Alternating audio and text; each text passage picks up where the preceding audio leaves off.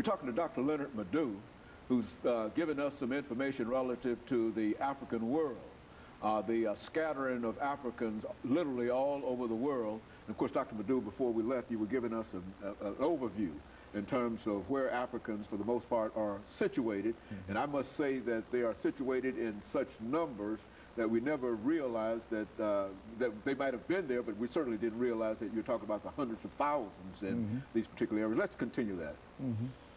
Well, how are these Africans treated, you know, in the countries where they currently reside in terms of political and, you know, social order? For example, let's take the case of Dominican Republic. Okay. Take the case of a guy called Jose Francisco Peña Gomez. Peña Gomez was a long-time mayor of Santo Domingo, you know, the capital. His parents were Haitian, you know, so he's very black, you know. But he was the most popular politician in the country. He was a member of a Socialist International, a close friend of former Israeli Prime Minister Shimon Peres, you know. He ran for election a few years ago against, you know, an icon in Dominican Republic called Balagua, who has been president for a long time. He won the election. Everybody knew he did. But because they didn't want a black president, you know, they rigged the election against him. 4 years later, he ran against a nobody in Dominican politics, you know, called Leonel Fernandez. Everybody knew that Peña Gomez won, but they rigged it to prevent him, because of his skin, of becoming president of the country.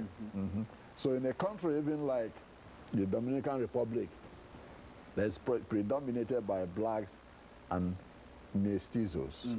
Yeah, the mestizo elite still looks down on the blacks. You know, in the Spanish colonies, you know, the mixed blood, they call them mestizos, or the British call them mulattoes. So the mestizos in Dominican Republic, you know, yeah, think they are superior to dark-skinned Haitians. You know. That's an example.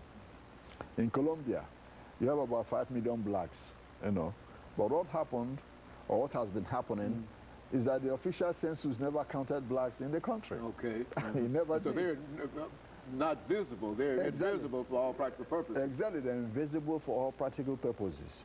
Okay? There are about 4,000 and some legislators. 80 are black in the country. Okay.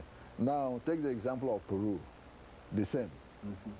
Most of the menial jobs and all that are reserved for blacks only, you know, second only to the indigenous group. That was what gave rise, you know, to a guerrilla warfare that lasted a whole lot of years, called the Shining Path. You know, that was a rebellion of the indigenous people against the hegemony of the white elite. You go to Ecuador, the same. They're relegated to the worst, you know, menial jobs, no civil rights. You know, the only way a black person could be recognized in Ecuador is if you're a soccer player. That's the only exactly, only avenue of social mobility. You know, in Cuba, even as hard as the socialist revolution, you know, tried to equalize, you know, the racial, you know, imbalance, you know, by trying to promote a whole lot of blacks. But still, if you look at the Cuban National Assembly or the Cuban Politburo, you hardly see any blacks in there. In fact, one of the highest ranking blacks in the country was Theophilus Stevenson, you know, who was heavyweight champion for a long time, Olympic racing. So apart from him, you have very few blacks of standing in Cuba, despite attempts by Fidel Castro, you know, to rectify that. In Argentina, blacks are highly invisible, you know, because the country pretends that you don't have them. It's a white, lily white country. Yeah, but the World Bank stated that at least there are about 2 million Afro-Argentines in the country. Well, and they say that there's none at all. That's correct, there's none at all. Okay, yeah. In Chile, the same. Chile claims to be the whitest country, you know, in the whole of Latin America, but they are Africans living in Chile. You know, in Costa Rica, yeah, almost half of the population are blacks, but they are discriminated against too, even when President Oscar Arias tried to pass legislation, you know, to ameliorate it. what is happening in that part of the world, in South America, is that half of the countries deny that racism exists, and there are no laws at all to rectify them.